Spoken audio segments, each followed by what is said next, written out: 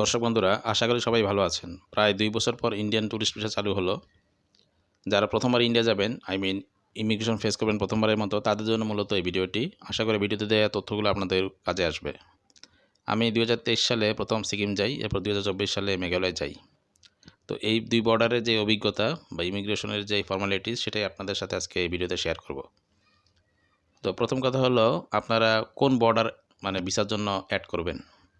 যারা সিকিম বা দার্জিলিং যাবেন, তারা চ্যাংরাবান্ধা অথবা ফুলবাড়ি বর্ডার, এই দুইটা বর্ডার যেকোনো একটা আপনারা চুজ করবেন। তো চ্যাংরাবান্ধা বর্ডার আসলে বাই ডিফল্ট থাকে, চ্যাংরাবান্ধা বর্ডার সবসময় খোলা থাকে, কিন্তু ফুলবাড়ি বর্ডারটা কিন্তু প্রায় অনেক বছর ধরেই বন্ধ।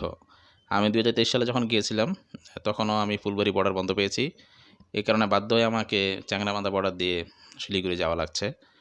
তো চ্যাংরাবান্ধা বর্ডার দিয়ে শিলিগুড়ি যেতে হলে আসলে একটু সমস্যা হলো যে আপনার সময় ২ ঘন্টা সময় বেশি লাগবে। আর যদি আপনি ওই পঞ্চগড়ে বাংলাবান্ধা, আমাদের সাইডেরটা বাংলাবান্ধা, আর ওপারে হলো ইন্ডিয়ারটা হলো ফুলবাড়ি। তো ফুলবাড়ি বর্ডার দিয়ে আপনি যদি শিলিগুড়ি যান, তাহলে আপনি আধা ঘন্টার মধ্যে আপনি শিলিগুড়ি পৌঁছে যেতে পারবেন। কিন্তু চ্যাংরাবান্ধা বর্ডার দিয়ে যদি আপনি শিলিগুড়ি যেতে চান বা যান, তাহলে আপনার প্রায় ১.৫ থেকে ২ ঘন্টা সময় বেশি লাগবে বাসে। তো যাই হোক, এখন প্রশ্ন হলো, আপনারা বাসে যাবেন না ট্রেনে যাবেন? তো ২ বছর আগে তো আসলে ওই মিতালি এক্সপ্রেস চালু ছিল, ঢাকা থেকে নিউ জলপাইগুড়ি পর্যন্ত। তো যারা আরামদায়ক ভ্রমণ চান, হ্যাসেল ফ্রি জার্নি চান, তারা অবশ্যই ট্রেনে যাবেন। তবে ট্রেনের কস্টটাও কিন্তু বেশি।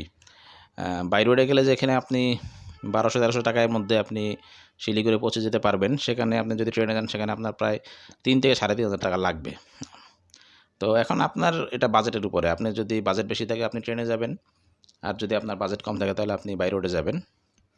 আর তবে ট্রেনে আর একটা বিষয়, সেটা হলো, আমি দেখলাম যে ট্রেন আগে যেটা ছিল, যে অফিসিয়াল টাইম ছিল ট্রেন এনজেপি পৌঁছাবে সকাল ৮টায়, কিন্তু ট্রেনটা কখনোই সকাল ৮টায় পৌঁছায় না, প্রায় লেট করে। কখনো ৯টা, ৯:৩০, ১০টা বাজে, প্রায় সময় ১০টা বাজে। এমনকি কখনো কখনো দেখেছি, শুনেছি যে সকাল ১১টা নাকি বেজেছে এরকম ট্রেন জলপাইগুড়ি পৌঁছাতে।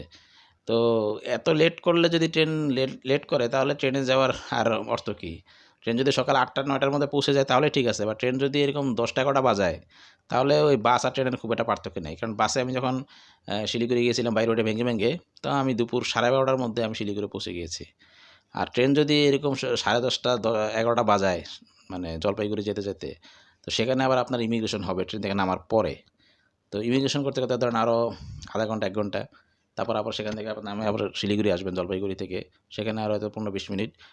আপনার সেই দেখা যাবে সেই ১২টাই বাজবে। যাক, এটা আপনার ব্যক্তিগত ব্যাপার যে আপনি বাসে যাবেন না ট্রেনে যাবেন। তো বাই রোডে যেই ইমিগ্রেশনের যে অভিজ্ঞতা, সেটা আপনাদের বলছি। চ্যাংরামাথা বর্ডার। তো আমি ঢাকা থেকে হানিফ পরিবহনে বাসে গিয়েছিলাম, সরাসরি বুড়িমারি।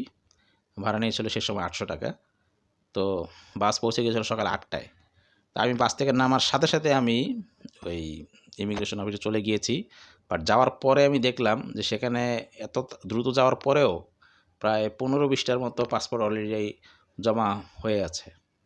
আর এখানে একটা কথা, আপনি দালাল ছাড়া ইমিগ্রেশন করবেন নাকি দালাল ধরে ইমিগ্রেশন করবেন, সেটা একটা ব্যাপার।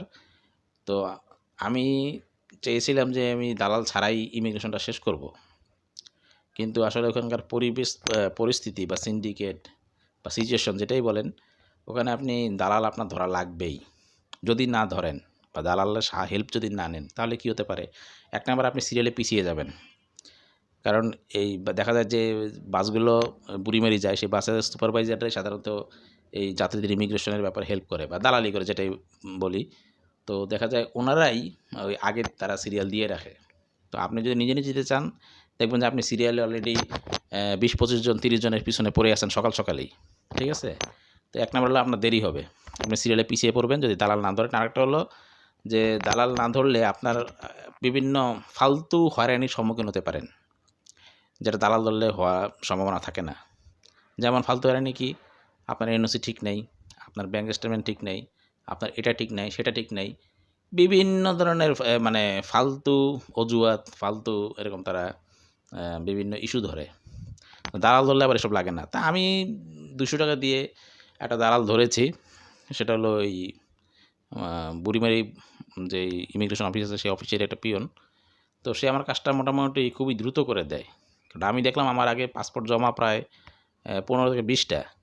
তা আমি ভেবেছিলাম মনে হয় 15-20 জনের পরেই আমার ডাক পড়বে, কিন্তু দেখলাম যে 3 জনের পরেই আমার ডাক চলে আসছে। যাক, সেটা এই হলো ব্যাপার। এখন আপনি কী করবেন সেটা আপনার ব্যাপার। তো ইমিগ্রেশন পুলিশ যেটা করে সেটা হলো আমাদের সময় যেটা করেছে যে তারা আপনার ছবি তুলবে, হাতের আঙ্গুলে ছাপ নিবে। তো আমার এনওসিটা দেখতে চেয়েছিল। আমি কী করি, চাকরি করি, এনওসি আনছেন? জি এনেছি। দেখলো, বাস তারপর আমাকে ডিপার্চার সিল দিয়ে দিল। আর আপনার ডিপার্চার সিল দেওয়ার পরে আপনি দেখবেন ডিপার্চার সিলের তারিখটা, যে তারিখে যাচ্ছেন আপনি, সে ঠিক আছে কিনা।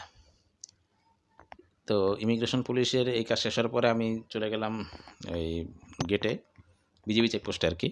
সেখানে বিজিবির এক সদস্য, তারা আমার ওই পাসপোর্টটা নিল, নিয়ে আমার ওই পাসপোর্টের নাম, ঠিকানা, পার্টিকুলার যেগুলো আছে সবগুলো খাতা রেজিস্টার এন্ট্রি করলো। তারপর আমি চলে গেলাম, মানে নো ম্যানস ল্যান্ডে চলে গেলাম। বাংলাদেশকে গুড বাই জানিয়ে নো ম্যানস ল্যান্ডে চলে গেলাম।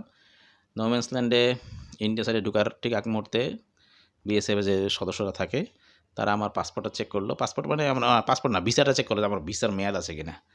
দেখলাম মেয়াদ আছে, বাস তারপর আমাকে ছেড়ে দিল। আমি চলে গেলাম ইন্ডিয়ান সাইডে, এবং সেখানে এত দালাল, মানে দালালের একটা সাগর বলা চলে।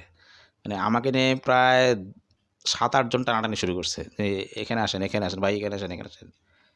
তো শেষ পর্যন্ত যাক, এক দালালের শরণাপন্ন বা দালালের হাতে পড়লাম। সেই দালাল আমাকে তাদের অফিসে নিয়ে গেল। অফিস মানে মানি এক্সচেঞ্জের অফিস, তারা মানি এক্সচেঞ্জ করে। সেখানে আমাকে তারা অ্যারাইভাল কার্ড দিল, তারাই পূরণ করলো। আমি বলেছি না, আমারটা আমি পূরণ করি, কিন্তু ওরা নিজেরাই পূরণ করলো আর কি আমার অ্যারাইভাল কার্ডটা। তারপর আমাকে নিয়ে গেল ইমিগ্রেশন অফিসে। সেখানে ইমিগ্রেশন অফিসটা কিন্তু, এই চ্যাংড়াবান্ধার ইমিগ্রেশন অফিসটা কিন্তু অতটা সুন্দর না বা জাঁকজমক না বা গর্জিয়াস না, যেটাই বলি। এই বেনাপোলের ইমিগ্রেশন অফিস বা ডাউকির ইমিগ্রেশন যে অতটা আধুনিক, এই চ্যাংড়াবান্ধার ইমিগ্রেশন অফিসটা কিন্তু খুব একটা আধুনিক বা মডার্ন না। একটা টিন শেড বাসার মানে বিল্ডিংয়ের মধ্যে তাদের অফিসটা। যাক, আমাদের সেটা নিয়ে মাথা ব্যথা না। আমাদের মাথা ব্যথা হলো আমরা যাতে ইমিগ্রেশনটা স্মুথলি শেষ করতে পারি। তো আমরা সেটা পেরেছিও। ওখানে গিয়ে আমার ভিসাটা ভালোভাবে তারা করলো, স্ক্যান করলো যে ভিসাটা জাল কিনা। তারপর আমার ছবি নিল, আঙ্গুলে ছাপ নিল। তারপর আমার চোখেরও মানে ছাপ, আইরিশ নিয়েছে মনে, আমার খেয়াল নেই। তো এগুলো করার পরে ওনারা আবার আমার ওই যে কী বলে এটাকে, এনওসি এগুলো দেখতে চায় নাই। তারপর খালি করোনার সার্টিফিকেটটা চেয়েছিল, সেটাও দেখিয়েছি। শেষ। তারপর কাস্টমসে গেলাম। কাস্টমসে তেমন কিছু করে নেই, খালি ব্যাগে কী আছে আমি এলাম, কাপড় চোপড়, এই বাস। এতটুকুই আমার ইন্ডিয়ান অংশের ইমিগ্রেশনও শেষ। তো তারপর চলে গেলাম ওই যে দালালের অফিসে, সেখানে রুপি ভাঙালাম। তারা আমাকে 75 রুপি দিয়েছে। এবার আসি ডাউকি বর্ডার নিয়ে। ডাউকি বর্ডারের একটা পজিটিভ দিক হলো, এবং অবাক করার বিষয় হলো, ডাউকি বর্ডারে কোনো দালাল নেই। একদম দালাল মুক্ত একটা বর্ডার হলো ওই ডাউকি বর্ডার। তামাবিল অংশ কোনো দালাল নেই, আবার ওদিকে ইন্ডিয়ান ডাউকি অংশ কোনো দালাল নেই।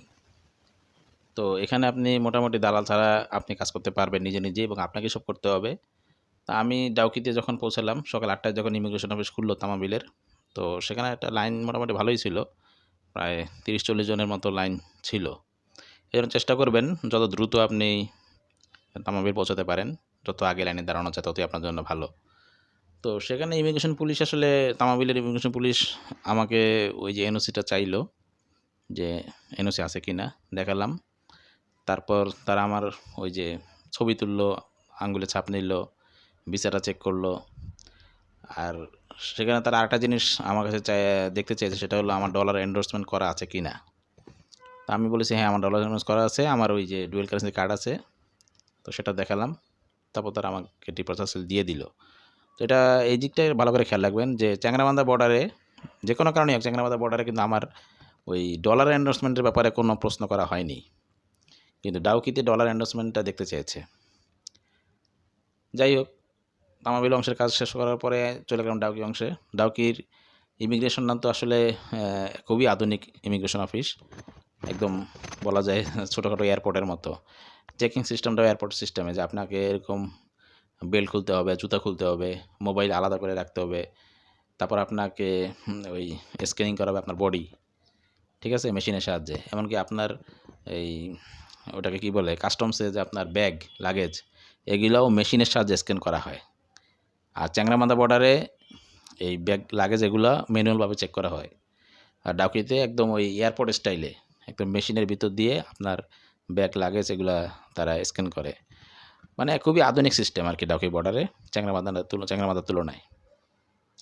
তো ডাউকি বর্ডারও আমার ওই সবার আগে পাসপোর্টের ভিসাটা ফেক কিনা জাল কিনা সেটা চেক করলো, ছবি তুললো, আঙুলের ছাপ নিল, তারপর আমাকে তারা অ্যারাইভাল সিল দিয়ে দিল।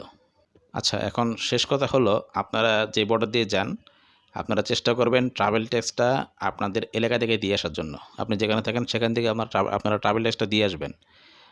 আপনি যদি মনে করেন যে ইমিগ্রেশনে এখানে এসে আপনি ট্রাভেল ট্যাক্স জমা দিবেন, এটা আমার মনে হয় একটা আত্মঘাতী সিদ্ধান্ত হবে। কারণ ব্যাংক খুলবে এত সকাল 9টায় বা 10টায়, তারপর সেখানে যাবেন, সেখানে দেখবেন আরেক লম্বা লাইন। তো দেখা যায় ট্রাভেল ট্যাক্স দিতেই আপনার 1 ঘন্টার মতো বা 2 ঘন্টার মতো সময় লেগেছে। তার মানে আপনি 1-2 ঘন্টা পিছিয়ে গেলেন। ওই ব্যাংকে লাইনে দাঁড়ালেন 1 ঘন্টা, আবার এখানে এসে দেখবেন ইমিগ্রেশনের লাইন লম্বা হয়ে গিয়েছে, সেখানে আবার আরও 1-1.5 ঘন্টা। মানে ট্রাভেল ট্যাক্সটা ইমিগ্রেশন সাইডে এসে দেওয়ার কোনো যৌক্তিকতা নেই।